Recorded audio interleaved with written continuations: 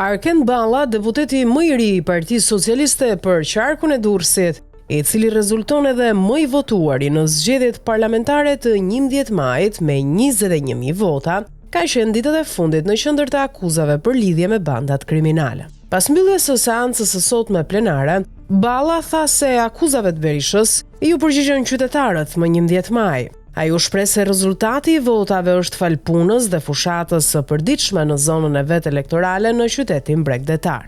U përgjigjen qytetarët më datë 11 maj, bëj fushat çdo ditë në zonën time. Nuk ka akuza, janë të gjitha shpifje.